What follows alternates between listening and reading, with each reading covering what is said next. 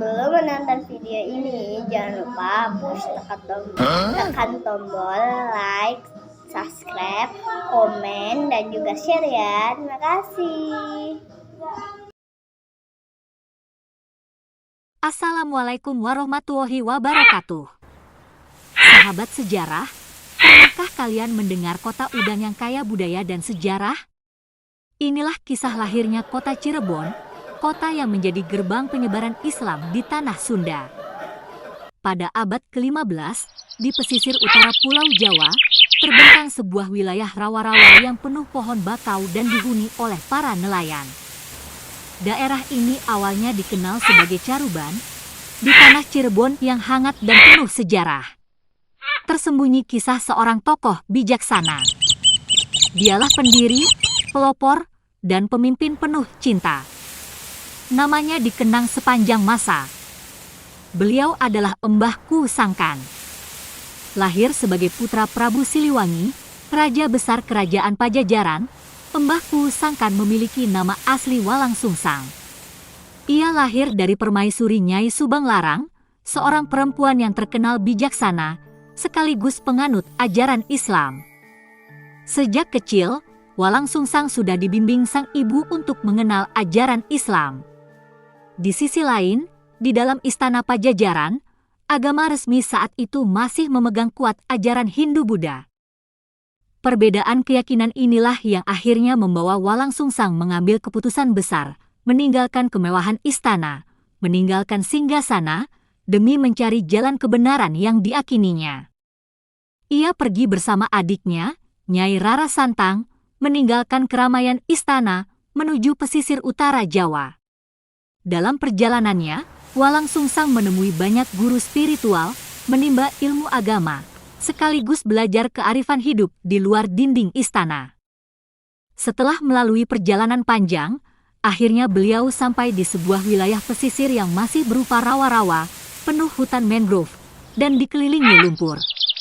Tempat itu kemudian dibuka, dibersihkan, dijadikan permukiman baru. Inilah awal mula berdirinya Caruban Larang, yang kelak tumbuh menjadi Cirebon.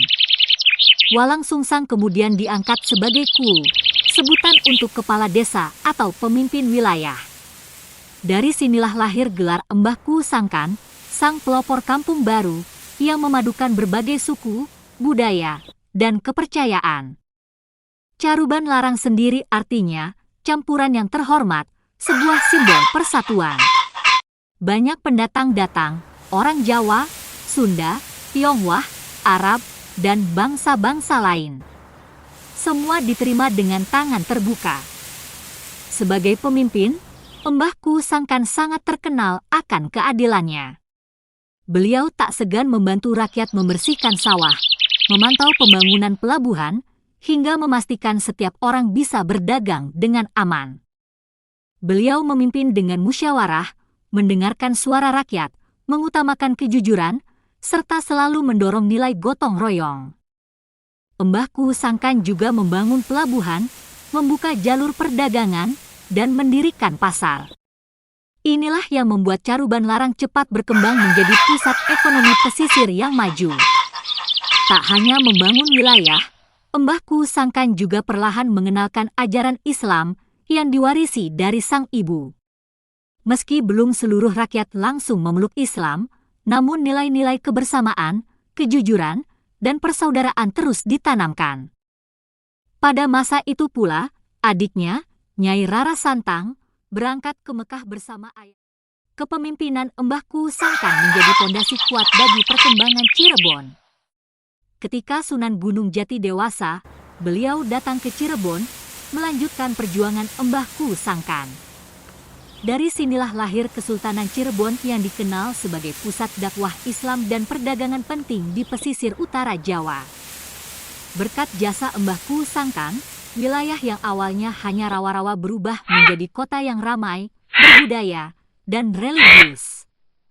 Mbah Ku Sangkan mengajarkan kita tentang keberanian meninggalkan zona nyaman demi keyakinan. Mengajarkan bahwa kekuasaan bukanlah segalanya, melainkan sarana untuk berbuat baik.